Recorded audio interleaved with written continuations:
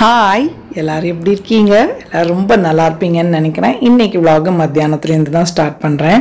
So கொஞ்சம் நேரம் TV பார்த்துட்டு இருந்தேன். அப்புறம் மாப் பண்ணுற வேலையெல்லாம் இருந்தது. ஹஸ்பண்ட் ஊருக்கு போயிருக்காரு. இன்றைக்கி நைட்டு தான் வராரு. 2-3 நாளாக. அதனால் தனி சமையல். ஒரு ஆளுக்கு என்ன சமைக்கிறதுன்னே தெரியல. யோசிச்சே மண்டை குடைச்சலாக இருக்கும். நேற்று கீரை மசியல், சேனைக்கிழங்கு ஃப்ரை அதெல்லாம் போட்டு ஷார்ட்ஸ் வீடியோ போட்டிருந்தேன் பார்த்தீங்களா. ரைஸ் வந்து கொஞ்சம் மீந்துருச்சு. எப்படியுமே ஒரு ஆளுக்குன்னு கொஞ்சோண்டு வைக்க முடியாது இல்லையா. ஒரு கிளாஸ் ரைஸ் வச்சேன், அதே பாதி கிளாஸ் ரைஸ் மீந்திருந்தது. அதை வந்து இன்றைக்கி லஞ்ச் பண்ணலாம் அப்படின்னு நேற்றி அரைக்கீரை மசியல் பண்ணியிருந்தேன். இன்றைக்கி வந்து வெந்தயக்கீரை இருக்குது, அதை வச்சுட்டு வெந்தயக்கீரை ரைஸ் மாதிரி பண்ணிடலாம். சாதம் வந்து பாஸ்மதி ரைஸ் தான் வச்சுருந்தேன். ஸோ அதனால் இன்றைக்கி அதுதான் பிளான் பண்ணியிருக்கேன். தர்பூசணி பழம் கட் பண்ணி வச்சுருந்தேன். நானாக ஒரே ஆளாக சாப்பிட்றதுனால பெரிய பழமாக வாங்கிட்டேன்னா கொஞ்சம் தான் போட்டு சாப்பிட முடியும். சிட்டு டெட்டுக்கும் கொஞ்சம் கொடுக்குறது. எனக்கு வந்து தர்பூசணி பழத்தில் கொஞ்சமாக கருப்பு உப்பு, பிளாக் சால்ட் இருக்கு இல்லையா, அது தூவி சாப்பிட்டா பிடிக்கும். ஸோ டெட்டு தூங்கிட்டு இருந்தான். ஏதாவது சாப்பாடு எடுக்கிறோம் அப்படின்னா அவனுக்கு கரெக்டாக தெரிஞ்சிடும். வந்துட்டான் பாருங்கள். தரையில் நல்லா கட்டில் கடியில் போய் படுத்துப்பான் ஜில்லுன்னு இருக்குன்னு.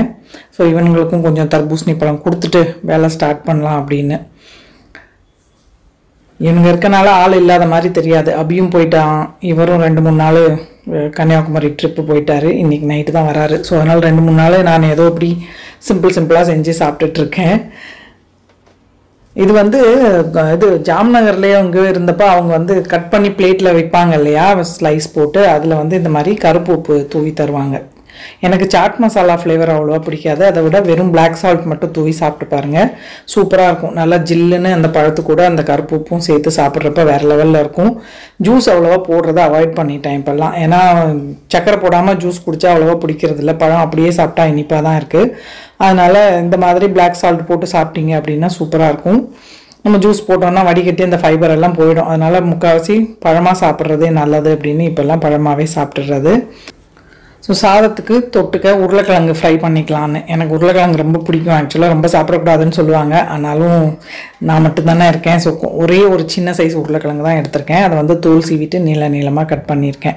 அதில் பார்த்திங்கன்னா கொஞ்சம் உப்பு, மிளகாத்தூள், மல்லித்தூள், பெருங்காயம், மஞ்சப்பொடி இதெல்லாம் சேர்த்து பெசரிட்டு ஜஸ்ட்டு அப்படியே இந்த குட்டி இது இருக்குது பார்த்திங்களா, கேஸ்ட் அயர்ன் பேன், அதில் ஃப்ரை பண்ணிக்கலான் இருக்கேன். சிம்பிள் மசாலா தான். இதெல்லாம் எதுவுமே வேண்டாம்னா உப்பும் சாம்பார் தூள் போட்டால் கூட போதும். கரம் மசாலாலாம் போடுறதில்ல நான். சிம்பிளாக நம்ம சவுத் இந்தியன் காம்பினேஷன் வேணும் அப்படின்னா கரம் மசாலா போட வேண்டாம். ஜஸ்ட் எல்லாத்தையும் போட்டு மிக்ஸ் பண்ணிவிட்டு பேன் சூடு பண்ணி அதில் கொஞ்சமாக எண்ணெய் சேர்த்துட்டு கருவேப்பிலை, பூண்டு வாசனை பிடிக்கும்னா ஒரு பூண்டு கூட இடித்து போட்டுக்கலாம். ஸோ நான் சொன்ன பொடியெல்லாம் அந்த உருளைக்கிழங்குல போட்டிருக்கேன் பாருங்கள். கொஞ்சம் நீளமாக தான் கட் பண்ணியிருந்தேன். கேஸ்ட் அயர்ன் பேனில் வறுத்தோம் அப்படின்னா மொறுன்னு நல்லா கிறிஸ்பியாக சூப்பராக வரும். ஒரே ஒரு உருளைக்கிழங்கு அப்படிங்கிறனால பெரிய பேன் எடுக்கல, சின்ன பேன்லேயே போட்டு ஃப்ரை பண்ணிக்க போகிறேன். ஜஸ்ட்டு ஒரு 2 ஸ்பூன் எண்ணெய் சேர்த்துட்டு கட் பண்ணி மசாலா போட்டிருக்க உருளைக்கிழங்கு அதில் போட்டுட்டு ஃப்ரை பண்ணிக்கலாம். கொஞ்சமாக கருவேப்பிலை மட்டும் வாசனைக்காக சேர்த்துக்க போகிறேன். ஸோ அவ்வளோதான். நீங்களாம் ஒரே ஆளுக்கு சமைக்கணும் அப்படின்னா என்ன சமைப்பீங்க? சில நாள் தோசை கூட பண்ணி சாப்பிட்ருவேன். இன்றைக்கி காலையில் பார்த்திங்கன்னா இந்த பேனில் தான் ஆனியன் போட்டு ஊத்தப்பம் செஞ்சேன். பொடி வச்சு சாப்பிட்டாச்சு. சட்னி இருக்குது, கார சட்னி அண்டு நிலக்கடலை சட்னி. இருந்தாலுமே சரி பொடி வச்சு சாப்பிட்லாம் அப்படின்ட்டு இன்றைக்கி அதுதான் பிரேக்ஃபாஸ்ட்டுக்கு. ஸோ ரைஸுக்கு பார்த்திங்கன்னா ஒரு 4-5 பல்லு வெள்ளைப்பூடு எடுத்திருக்கேன், ஒரு பல்லாரி வெங்காயம், ஒரு தக்காளி, ஒரு பச்சை மிளகா. டெட்டு பாருங்கள் பக்கத்துலேயே வந்து உட்காந்துருக்கான். ஏதாவது கட் பண்ணுறது விழுந்தால் சாப்பிடலாம் அப்படின்ட்டு. கேரட்டு அந்த மாதிரி அவன் சாப்பிட்ற மாதிரி காய் இருந்தால் கொடுப்பேன். அதனால் காய்கறி கட் பண்ணுறப்போ வந்து உட்காந்துருப்பான். பீன்ஸு இது ஏதாவது இருந்ததுன்னா கீழே விழுந்தாலும் சாப்பிடலாம், இல்லைன்னா மம்மி கொடுப்பாங்க அப்படின்னு தெரியும் அவனுக்கு. கீரையை க்ளீன் பண்ணி வச்சுருந்தேன் பாருங்கள், வெந்தயக்கீரை.